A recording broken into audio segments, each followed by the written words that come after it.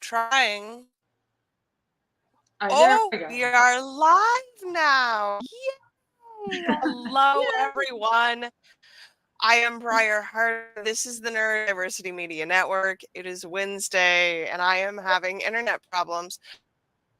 So we'll see how this goes. We are here today with the fabulous Samantha Fischer, and we are talking about storytelling and our inner children. And I'm going to let Sam explain this to you, but I feel like the upshot here is that we are always in conversation with our past selves, our future selves too. This is not, it's a timey-wimey thing. We are always in conversations with these other versions of ourselves, and how we have those conversations matter. So let's dive into it. I want you to talk about talking to your inner child, to your inner selves, and what that looks like. I love the way you talked about like inner selves, because it feels like there's like, and this is like from family systems work, where you have like an inner child, an inner teenager, and like an inner young adult, but and they all work in like Congress together with you as the parent, as the like the chance to reparent all of these people. And but the one thing that stood out the most to me when I was doing this for myself was that if the inner child ain't happy, nobody's happy. Because like the inner teenager guards the, comes up with this abrasive personality if the inner child feels harmed or is not getting what it needs, and then the inner young adult will respond to the inner teenager. And I remember at one point I had a very activated like inner teenager when I was raising my own teenagers. That's not strange at all, because I was relating to them on such a like interpersonal level. And so but what also I've learned just through my own experience and through lots and lots of counseling, thanks parents, but also parents, was that your inner child is like all the sensation in your body. Like when you get that gut feeling, you get like, oh no. Because what are little kids? There's balls of sensation, right? They just experience the world like, let me lick that, or I want to hug this, or no, get away from me. Like they're just pure energy.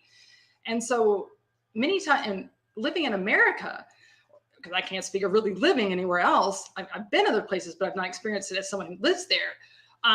We tend to shut down sensation. We just, give me a pill for that, or no, I don't want to do that, or oh, let me just binge watch this. And so like we think of, oh, I'm feeling this, which is really attaching a story to a sensation. And this was actually in my end, but it feels like really the place to lead in and start. So like emotional language, which is feeling language, is different from sensation language. And I had to learn this like through years of practice, because I'm a dancer. Still am a dancer. I just don't because like you tend to like push your body, everything out. And so like really feeling what like that rumbling in your belly. Oh, that's hunger. Oh, that's fear. Or, oh, that's something. But what is it actually? Rather than going, oh, that's an emotion. What's the sensation? Oh, it's I feel like I've got like prickles on the back of my neck because I'm a little bit nervous right now.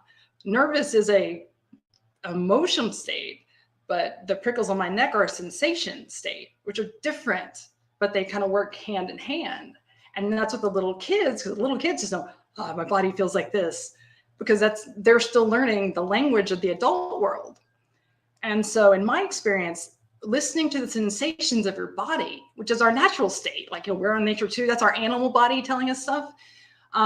That's the first key in really getting into a relationship with your inner child. And it's kind of fun. You don't have to make a big deal out of it. I mean, just like washing your hands with like, oh, the water is warm. Oh, the soap smells good. Oh, I kind of like this. This towel feels like this. Like really starting to just funny using hand washing, but that was a very, very different story before the pandemic. But when my own inner child story started, when I was a little kid, and I was a parentified kid. I'm not alone in that. I'm a Gen Xer, so we've got a big big group of us, I think, that, you know, we went home, we had to do dinner, you know, like that's a generation, I think, of very parentified. But I wasn't so much the classical student. Let me slow down here. My father came from Pennsylvania to deep East Texas. And so he was the kind of, what's the word I want to use here? Not so much the damned Yankee, but yeah, the damned Yankee who spoke funny, had a totally different sense of humor, but I got him. And also my mother's family, and I'm saying this out of the kindness just to tell the story, was like very enmeshed. You know, like my grandmother lived in our backyard. Like we had uncles that lived all down the street. And like my mother was far more concerned. She'd been protecting my uncle because he was adopted her whole life. So like her point was never to go ask my dad something. It was to ask my grandmother or my uncle. So I was like, who protects daddy? Me. Because, you know, I was the first baby. So my job's to protect dad.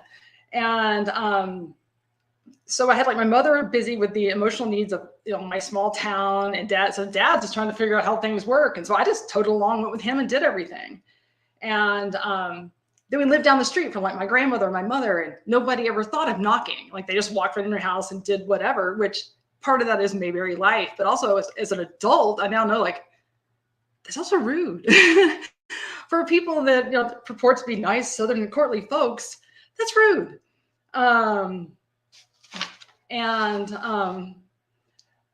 So there's all this, like, now when I look back on it, there was never, like, for the fact my mother never made decisions like with my father, or maybe she did, but this is a childhood recollection. My father would go and do things to surprise her just without telling her, because we didn't have cell phones all the time. He would just get in the car, drive to go buy her a gift, and then come back, and then, oh my God, where's he going? He's been in a car wreck.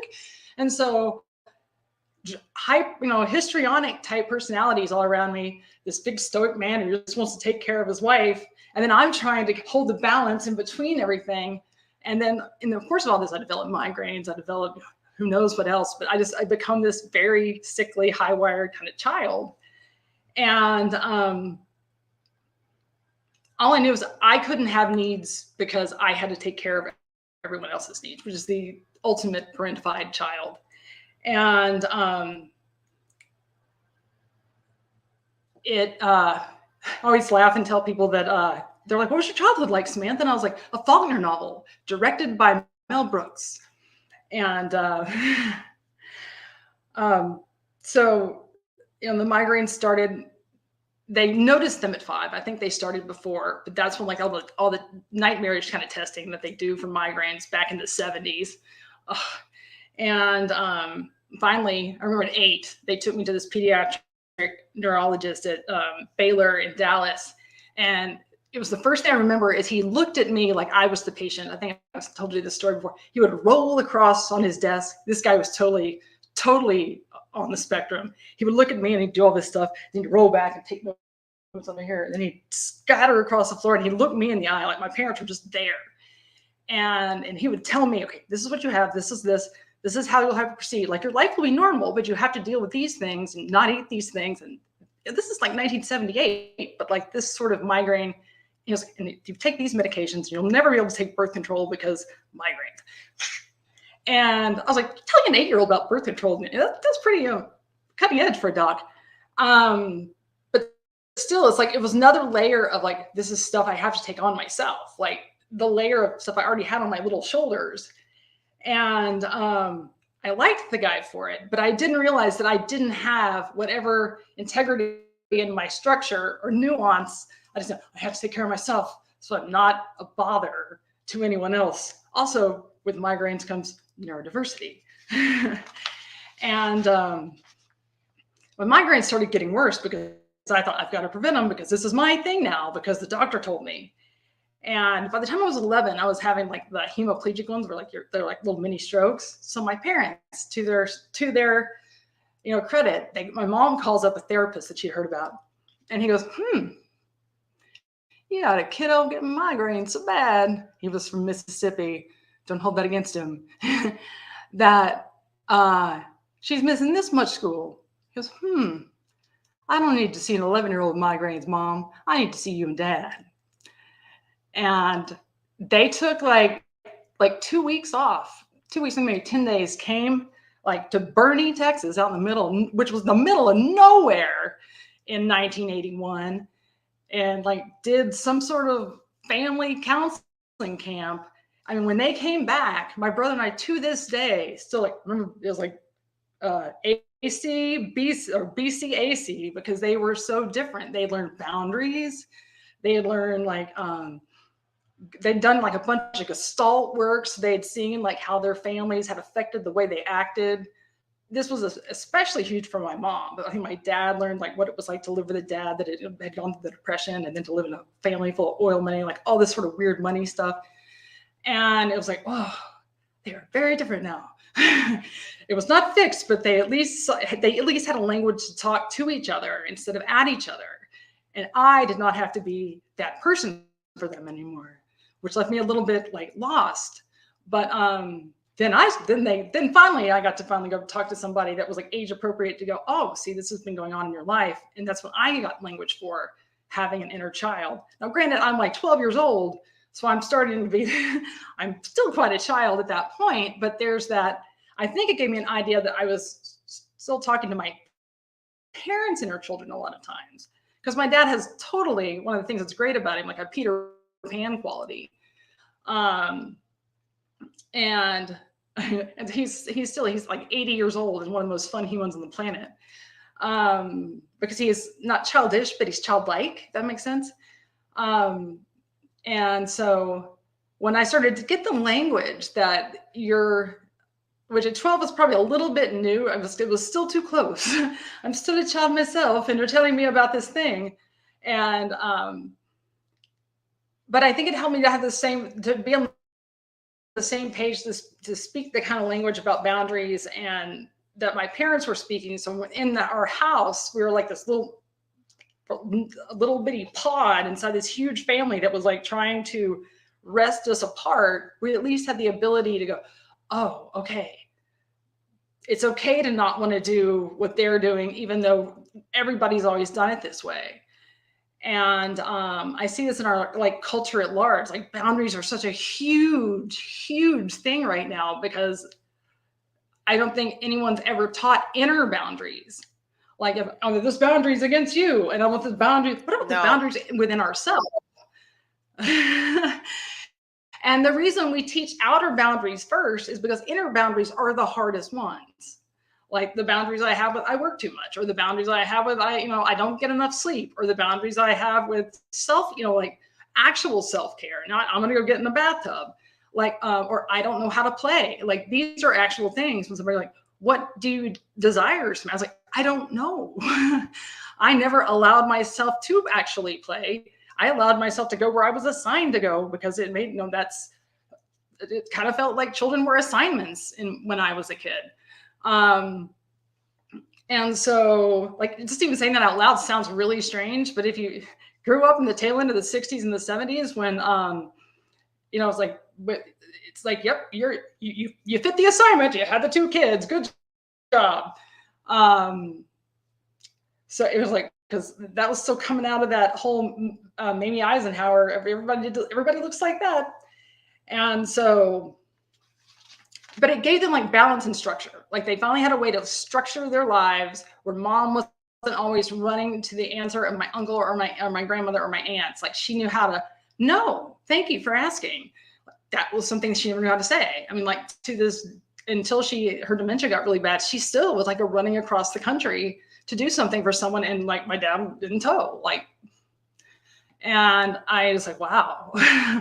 And I think I went the other way. Like I'm moving to the other side of the country because I don't want to have to deal with that. And like I saw my children did the same thing. Nope, we're moving away because her tug is strong. And let's see here. And I think it's really crucial to have like balance and structure in place internally so that we have a healing space for ourselves, because, then it allows us to really, and like I said, it doesn't have to be complicated. Like some days when I just I've been on the computer a long time, or I've been sitting there coming up with some sort of playlist or something, and I'll be like, I'm just going to walk into I used to just walk right out my front door, which is like a few steps away, but now it's 104 outside, so it feels like the surface of the sun. But like last night, I just went and stood in the front and I looked at the moon, like, wow, the moon's great. The moon's gonna be a full moon next week.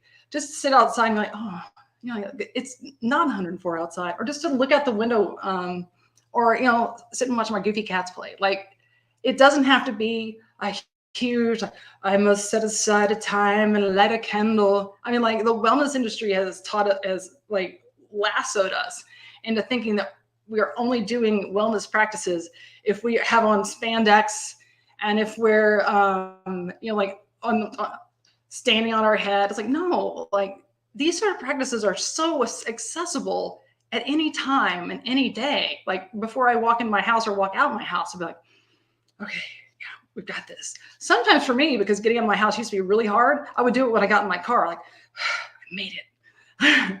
Because for a very long time, getting out of my house was a challenge, you know, long before the pandemic and surely right after it. So it's like when I got in my car, I would like turn on the music, roll the windows down, and then go out my driveway, like, I did it. That is something that affirms your inner child, like, woohoo, you get to pick the radio station today. You don't get to drive. But I mean, it can be that simple, and it's very individual. Like that might be something that, oh, I'll do that. Well, then good. That's a sensational message that is not your inner child's thing, but it definitely is mine, because music is a big piece of my healing. And so, and also like, sometimes if I'm caught in like an apathy freeze, like for days, I'm just like, ugh. And it's like one afternoon of that, a couple of days of that. But if I find myself in that for a week, I went, okay, what's going on? There's like a freeze thing that's not hard enough to be like freeze, but it's, I'll like go run up and down my stairs a couple of times to get my heart rate up. I'm like, okay, now what's that?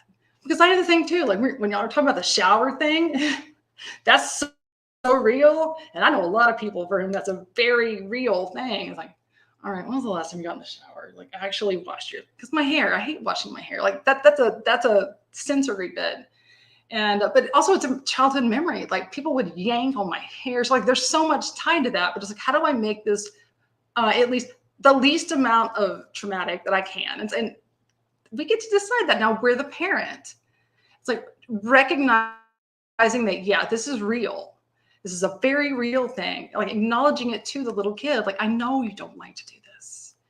And I know people hurt you when they did this to you, and it sucks.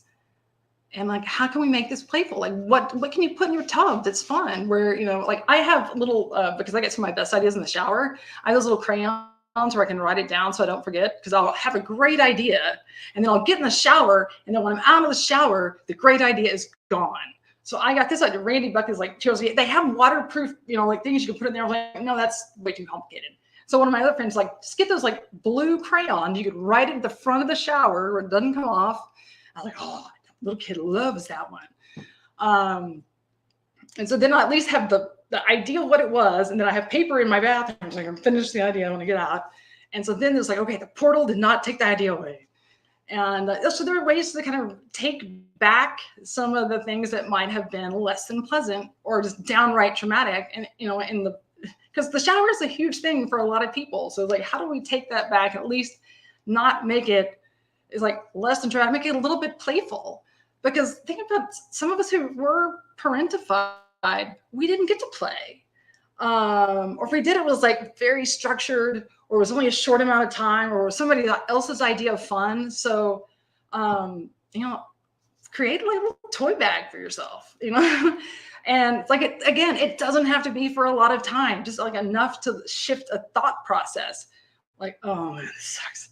So, can I go outside and like jump rope for 30 seconds? I mean, like that's how fast it can take to shift your mindset from one of, to, I think I need just a little bit of play, or just like those rubber bouncy balls. And also these are things that are not like hideously expensive. Like I have so many cat toys around the house. I have finally decided I need a bag for like little Samantha, because if the cats can have this many toys, I can have just a few, like even like very sensory toys, like, ooh, just for my very, like, that's another thing. I didn't get enough like sensory stimulation when I was a kid. Cause like, all right, here's some crayons. well, crayons are fun, but I typically ended up eating them, which was just another sign that something was very different about me. And like, oh no, this does not taste like blue, which blue should taste very different. I'm so mad at this. I'm glad you got that because not everybody does. This is so wrong. Let me see. Good back now that I've gone through the childhood and what it is to be a kid that's parentified, and everybody has a different flavor of this. Like that was my very, and there's so much more to it. That's just kind of a skim because it's my story, and other people's will look very different because we've all experienced different things. But as I said, it's a practice, and because we house emotions in our body, like we have fascia that's like bitty bitty bitty bitty. Here's some more emotion coming in. And when we take these, and it's interesting to say, like taking the time to sit quietly with our emotions and just like, oh yeah, I feel that, or I feel that sensation in my body. It's exactly the total different way than when I was trained to deal with it like 9 years ago. I was like, put on loud honking music and just move across the dance floor, like just push it out really hard, which is also very effective. But I think in a lot of ways, it slows the progress. I mean, if you're having a day and it's stuck in there, it's very helpful. Like you go throw down some dubstep and out of there. But I found for me, it tends to get some of it kind of some residue in there that then you're kind of stuck in that weird, you've thrown in some extra energy in your body that the actual emotion is like, what do I do with this? Or the actual, whatever the experience is, it's just kind of like, now I've got angry music in there too, and I'm confused. So I found that just learning to like have the sensation arise without having a story, like, oh, do you think this was about Uncle Bob wanting to kiss me? And I said, no, just don't add a story. Just let the sensation be there and learn to sit with sensation in our they're made for that. Like they're little, just kind of like the rabbits out, or the squirrels are sitting outside with their tail like, over here. Our bodies are made. We've just set them in, we've just taken them and kind of divorced them from nature. And if we allow them to feel like they naturally are supposed to feel, they tell the stories all their own. And so we learn to just let our bodies tell the story. Kind of like if you sit outside, you start to sweat, there's the story of, oh, I'm hot. Or I have that story sometimes in the middle of the night when I just wake up sweating because I'm, over 50. The menopausal story, which is finally being told, this little side shoot, by women who are going through perimenopause, which was not told to any of us. A little sidebar that'll one day, that's a whole different podcast. And I think if you just practice validating, like, oh yeah, like once you get comfortable with when you get familiar with these sensations, like, oh yeah, you do get to have those feelings. Yeah, I hear you.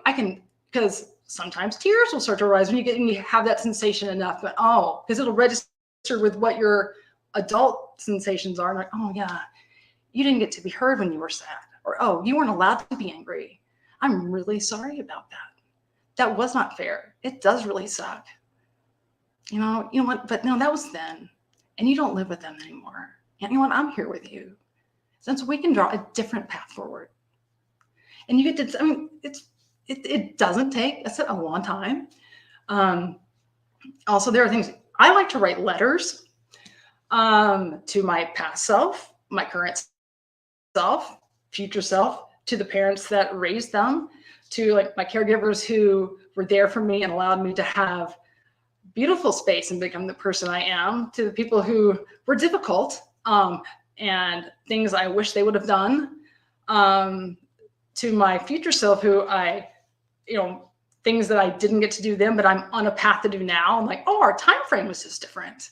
And so there are, it's like, where could the story go from here?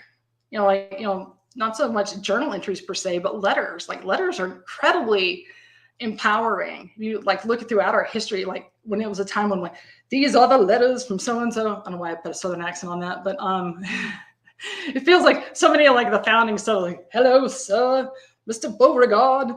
And let's see, what else do I have here that's exciting? And then what can I do right now? Like, to feel better. Because sometimes it feels like, oh, I can sit down this afternoon and write that letter. But sometimes right in the moment, you're hit with something like, oh, I did not see that inner child moment coming. And it's like, sometimes I have to try out new things. Like, because you're like, okay, this always worked for me as my adult self. I'm going to go get in the bathtub. Well, I don't know about you. When I'm angry, getting in the bathtub is not where I want to go. I do not want to take an angry bath. I get angrier just thinking about pouring a bath when I am angry. It's like, it's hot in there. It's kind of makes some weird noises. Kind of goes back to that weird shower moment. It's like being in the water when I'm angry. Now, maybe when I'm sad, I want to get in there and sob some more. So I'm already surrounded by water. That feels better. But like, maybe you go take a walk. Maybe you go rip up some, it's back when we had phone books. That's really fun thing to do. But something destructive, like, but finding something that matches the energy so that little kid can do like little kid, don't think about what your adult self would do. Because think about little kids got stuck in baths a lot.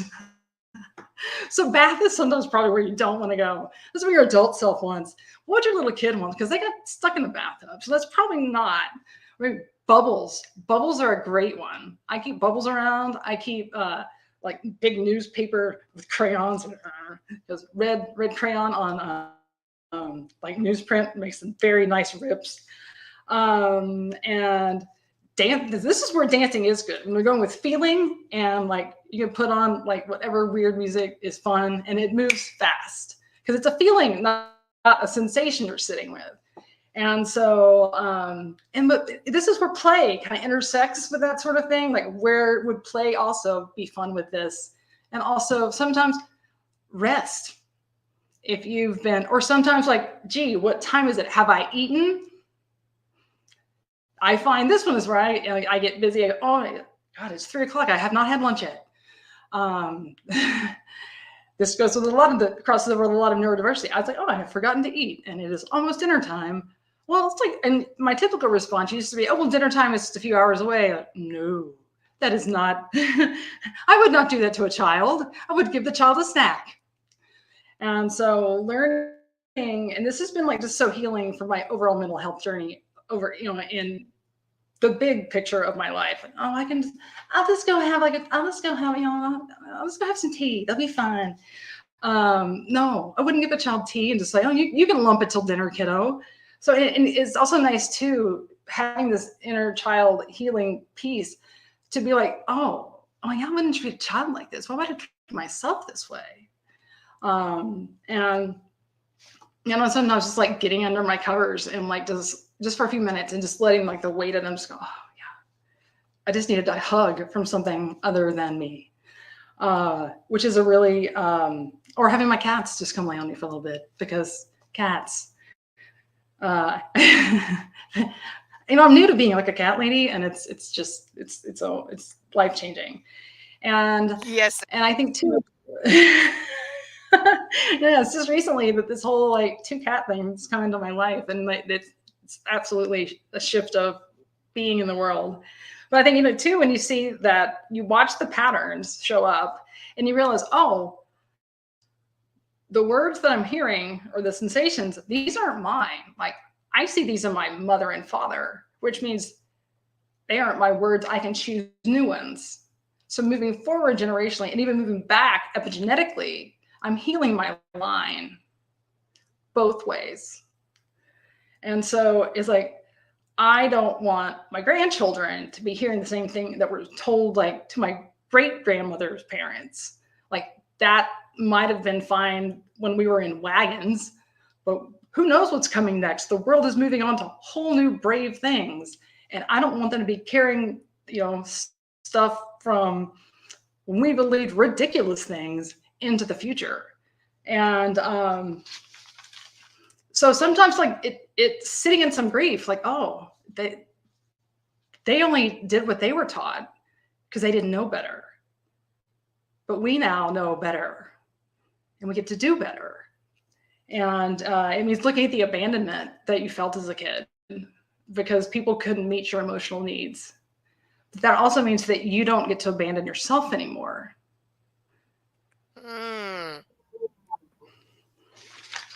Because once Because you yeah, no, keep going. you mentioned the commodification of self-care, and I Mhm. always come back to this. When people are talking about bubble baths and massages, we're missing the actual elements of care. Mhm. Yeah. And we're missing the And fact that, like we care. were talking before we came on, and community care. Like we're missing Mhm. communities. And like if you don't heal this wound of I deserve care, actual care, then you just keep abandoning yourself to I need this next shiny thing. I need this next, and then you create all new issues in your life because you're looking back to the answer instead of looking forward.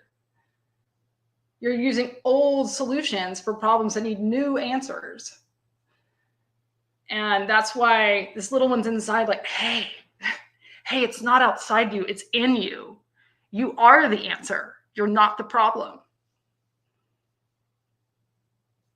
And that's what that sweet little voice is inside you. And hey, you've been taught you're the problem. That's not right.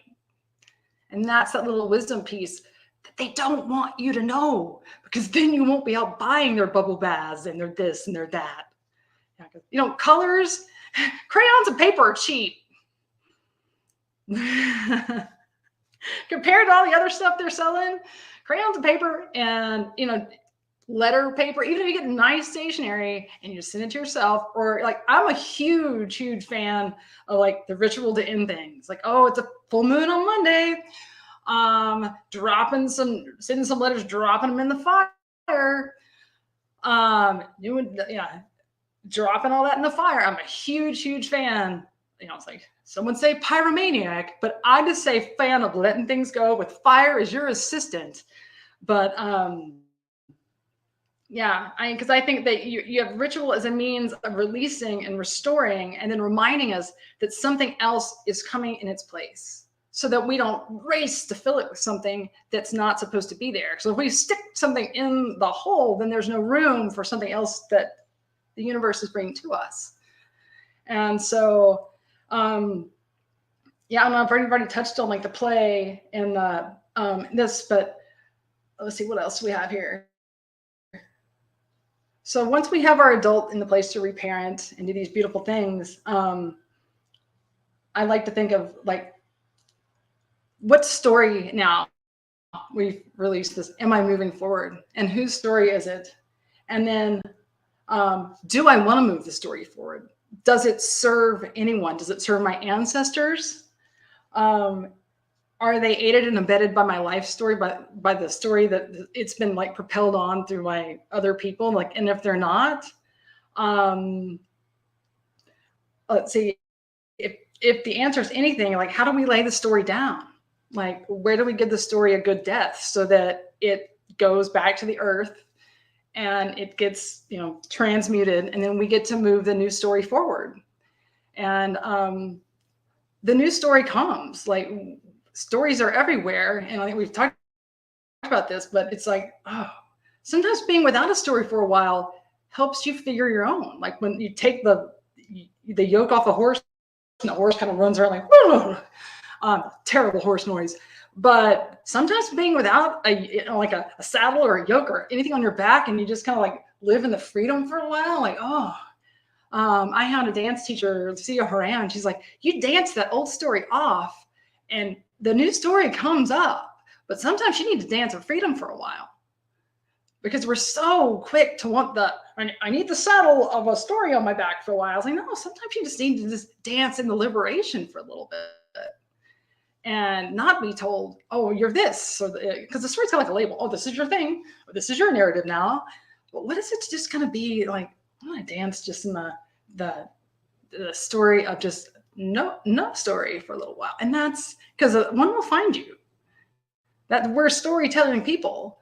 We're storytelling animals. The idea of not having a story, like, and being able to stay that way. I think I'm trying to think of what I was talking about there, but it's like, because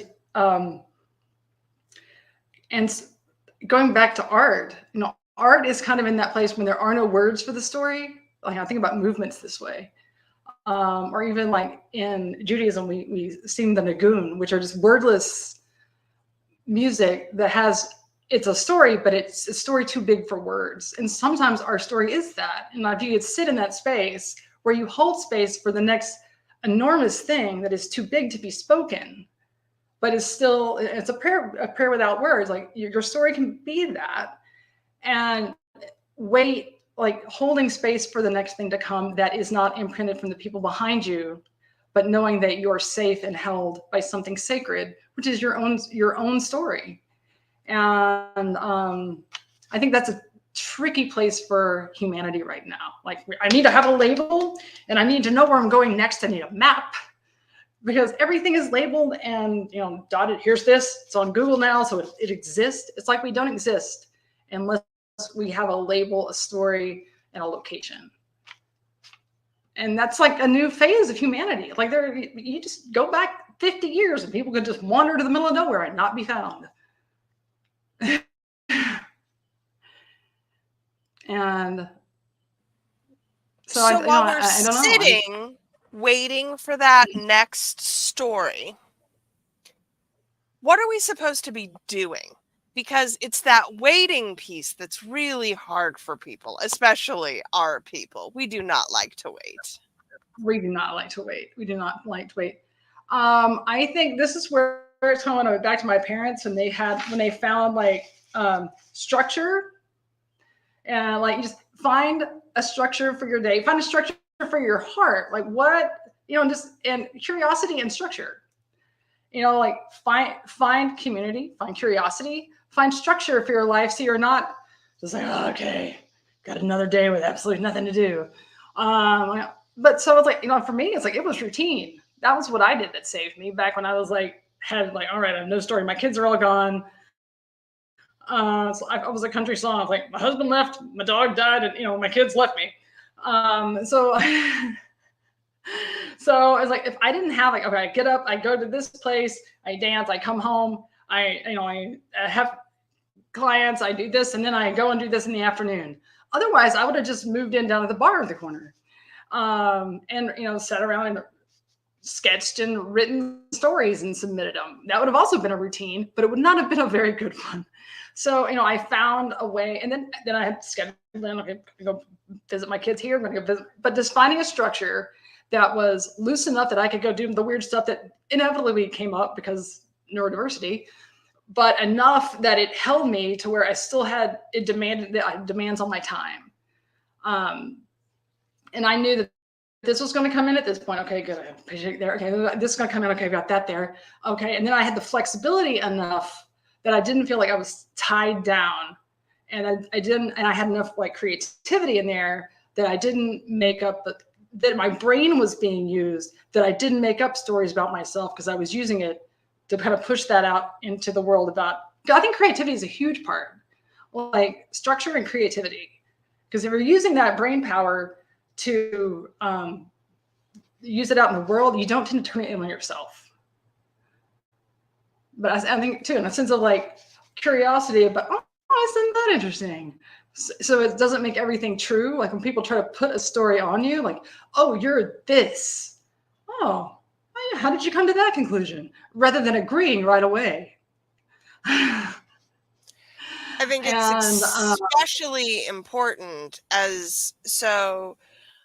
Mercury retrograde starts, I think, end of August, but this next one is through Virgo, which is significant because Virgo is where our routines live.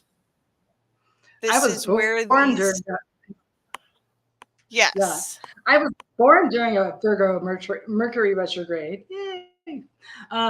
Fun fact. And so, it's like, this will be old home week for me. But I think that's why that's why the first thing I say, I'm a Virgo stellium. So like, that's why routine is the first thing I say, because it is literally what, and that's why I say routine and flexibility, because you can get too rigid in a routine and it becomes, a straitjacket. And I I've met people that can live without structure. I don't know that I trust them necessarily. No, I mean, it's like, I'm, see, but all my Virgo is in Cancer's house. So it's like, I want stability. I want routine. I want you to give me this. So I have a lot of Cancer energy in my Virgo-ness. You're like, you have no Cancer placements? I'm like, no, all my Cancer is like, all my Virgos in Cancer's house. So I have a lot of Cancer energy in my Virgo. So I love me some Cancers too. Because Cancer energy feels very similar to Virgo to me, and that it's like, I want structure and order, and but if you do it wrong, I'm gonna trot away and not let you touch me. That's correct. That's correct. Just don't knock me over, because I will very.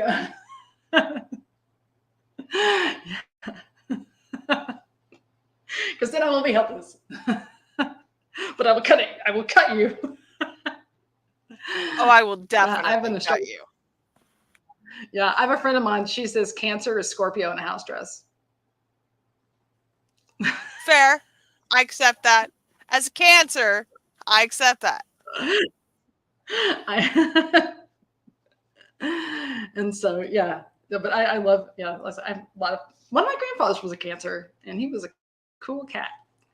Yeah, one was a Cancer, one was a Leo. I'm like, yeah, I could see both of them being in their energetics of how they. I didn't know the Leo one, but he felt very anti. So I have to know his other placements, because he did not feel very much like a Leo. But my Cancer granddad definitely felt like a Cancer. Very off topic, but we're speaking of family. Yes. Come back to structure. When we're building these things, how do we workshop that with our inner child? Structure. Well, I think about this. Like, what do we do when we have kids? We give them a schedule, like particularly like babies. Like, if you don't have, like, I never met, like, baby on a schedule. What's wrong with you? That's what they did back in the orphan home, so that the nurses could take care of them. And I'm like, this is what I do in my home so that I can get some sleep. Otherwise, nobody is going to go anywhere. Nothing about attachment parenting. Good for you. You're a stronger person than I am. I just, if I'd have tried that, our whole house would have just sank. But it's thing about it, it's like, you have a schedule. You get up in the morning, you eat breakfast. You have playtime. You do whatever. But like, you have some sort of thing that, kids like predictability. They're like, it's like, they like to know. Okay, and in the morning, predictably, I'm going to be fed. In the morning, I know that I'm going to get to do this thing that is fun. There, as my pediatrician used to say, it's not unlike small animal veterinary practice. Particularly when they're pre-verbal, you have to kind of figure out, all right, does that look good? So when you're working with your inner child and it's sensation dread, like, okay, and emotion led, like, oh, okay, and then your word choices matter. Like, your body hears, your mind hears the way you talk to yourself. Are these words mine? Do I, instead of like, you should do this, or why did you do it? Like, how can you compassionately speak to yourself by creating a schedule that is motivating to yourself as an adult, and then also to a small child, which can be challenging for people who are led by authoritarian parents. Like, if your language is, you ought to, you should, I can hardly do this every day. You should get up every day, and like, no, if you're shoulda, woulda, ought to, have to, must, don't make a schedule like that for a child. Children do not, like, wouldn't it be nice if we got up and made breakfast? What do we know? And languaging in a way that is driven by compassion and curiosity. I think wonder is a great word. Play. My kids went to Montessori. Like, what would Montessori school do? How would that look? Where it's very much driven by the child's idea of, okay, I want to do this next. If you could take yourself back and go, what did I need from my childhood that I didn't get? Like, who was, what, if, like, I know when I was raising my own children, it was because my youngest was so much like, like, what did I need from my mom that I didn't get from her. And not my mom's fault. She just didn't get the right instructions. Well, I was pretty close to this kid, so I was like, I know what I needed in this situation. And I was a little bit off, but I was closer to it because I didn't have the skills because I didn't get them. But I, we kind of had a co-parenting. And so what you're doing, very similar. You're co-parenting with the leadership of your inner child. So listen when they're like, oh, I'm really hungry right now, or I could really have a nap right now, or you know what sounds fun to me. I mean, this kind of guidance is in there, but it takes the practice of learning to listen. That's why, like, okay, you're eating breakfast. Like, oh, I really wish I could eat eggs for breakfast, but so-and-so tells me that I shouldn't have eggs. So-and-so's not your inner guide. Your soul came into this body to tell you what to do. Inner child is a big voice of what your soul there. And getting tuned into, oh, I really wish I could have that. That's a child's voice. Start tuning into that. I mean, don't get ridiculous with it. Like, I wish I could go have all the gin and tonics. That's your inner adult. And you probably don't need to be having those for breakfast. Because sometimes the inner adult has been through some trauma, and that's the voice that's not as clear when it comes to your desires. But your straight up desire is an inner child thing, and they rarely steer you in a way. And if so, probably get some counseling around this. Maybe talk to a friend. Go, hey, man. But it's really purely a clear desire that is, how do I say this well? It is innocent. Like, oh, I want to go have, I want watermelon. I want to go outside and play, chase that kitten around. Like, that's an inner child desire. And it's not something that's going to be like a heinously bad for you thing. See, that's a desire to follow. And because I think it's many a times, because I did a lot of like intuitive eating training when I was going through nutrition school. And they're like, well, what if it tells me that I need to have 14? I was like, no, your body will, because it's not good for you. Your body won't tell you that. A wounded traumatic part, which is something to talk about, might say those kind of things. But that's when you start, addressing that. Oh, I hear that you're really wanting some comfort, and that you really need something that you feel you missed out on. Like, there's the dialogue you have. You don't give the inner child 14 chocolate, hot fudge sundaes. You hear that it missed out on having some things that were tasty. And that's where the conversation goes in, and maybe you have one, but you hear that, oh, it missed out on something and it needs something. And this is nothing about structure, but it's something about give a neurodiverse person. You're wrong. It absolutely is about structure, because it's the structure of experience. It is the way I view the world and in turn internalize that conversation. You cut out. I missed part of that. This is going to be delightful, this recording, let me tell you. All right, now you're back. The way I view the world and internalize this conversation is what I heard. And internalize this conversation is how I know whether or not I'm being in integrity with that structure. How do I identify what is child and what is adult?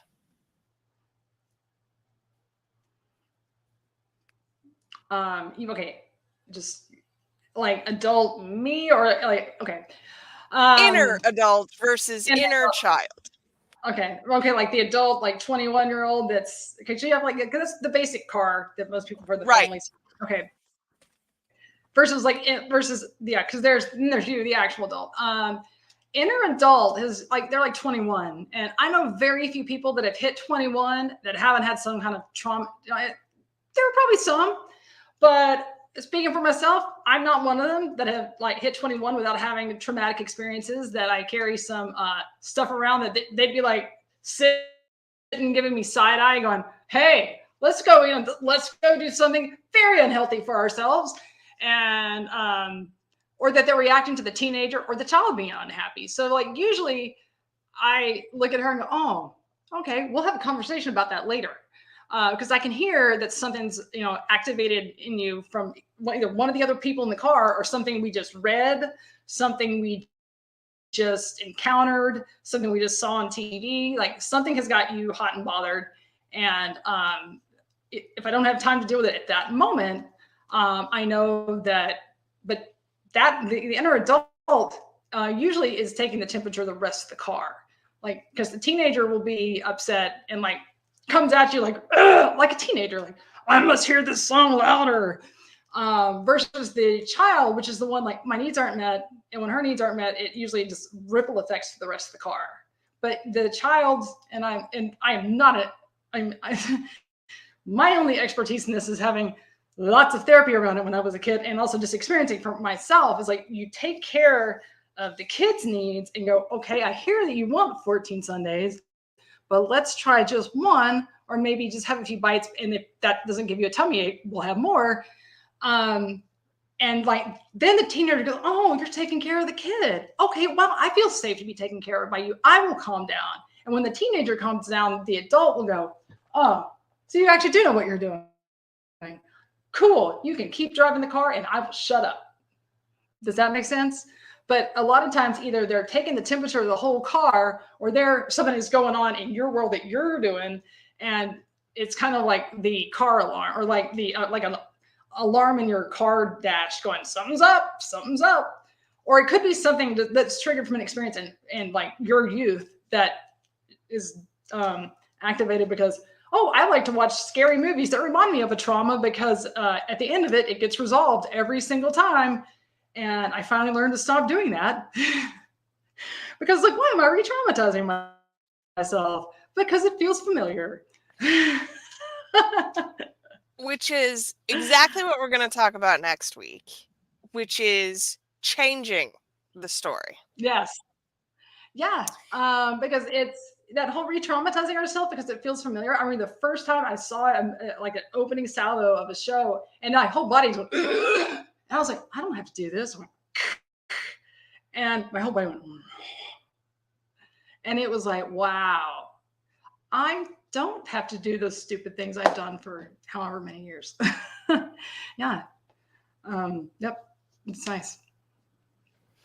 And there's a lot of really important stuff there in the ways that we do not listen to our bodies, and the ways that we ignore our own signals. And I am very excited to dive into that with you next time, because I think that the more that we tune in, the more that we recognize that there may be a problem, but don't have the tools or the skills to have that dialogue. Yeah, it is. It is. I know for me, because I tuned out for because it started when I was little, and I tuned out early, and I don't think I'm alone in this. And because there was so much other noise to tune into, like my own frequency was one I was not taught that was important. I was a female child raised in the southern U.S. in a fundamentalist church. So Eve, daughter of Eve, like you're the cause of all sins. So just your body is the creator of this men's problems. Okay, I guess I will just trot over here and hide my body from the world and learn to hate it. And so then learning as an adult, like, oh wait, I get to actually. And then I moved to California. I was like, wait a minute, I get to actually like my body? You mean like it's something I should be like proud of? Is this heresy? Am I? I guess I will be a happy heretic then. I mean, it was a long walkout. I mean, that walkout sounds short, but that was like 20-something years of undoing stories that were told in my childhood that stuck. I didn't go into the religious stuff of my childhood because that would have been hours. But yeah, it's like somebody's like, you don't watch Shiny Happy People? I'm like, I lived a version of it. Thank you. I didn't need to watch. Thank you. I lived the Black Mirror version.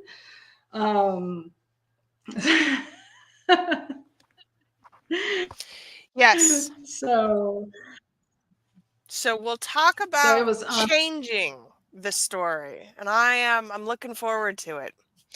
All right, Sam. Anything here that you want to leave us with about having that conversation with your inner child. Having the conversation. I just, I think the best is like, be compassionate and be ready to like just be really in awe of this sweet little being that lives inside you and has held so many stories for you and like continues to walk beside you every day. And like I said, I'll walk in, I'll make a little like hand squeeze. Like, hey, thanks for being there. Before I walk in the door, before I walk out of it, and just gratitude, and know that regardless of how far along you're at life, you can always start reparenting yourself. Like it's never too late to start on the journey of reparenting. And I think it's very, very important as we move forward into this brave new world of change. That's, the only thing that's certain is change. As we change our new world, we can change our relationship with ourselves and with each other as community, and learn to like step out of this age of isolation that we're in and be less afraid of each other as we become closer and like better in relationship with ourselves. And I think it starts really with our relationship with our little wee ones that I think have felt, a sense of like isolation, and it goes back to the atomic age and the age before that. But I think we can start to change that relationship inside. We change our relationship with the world around us. Very excited to talk about how we're going to do that. So we will see y'all in 2 weeks for Changing the Story. And we would love it if you subscribed to get updates on this and all of our other shows. You can find us at the Neurodiversity Media Network.com. And we will see you all again next time. Thank you so much for being here, Sam. And we'll see you all again. Thank you.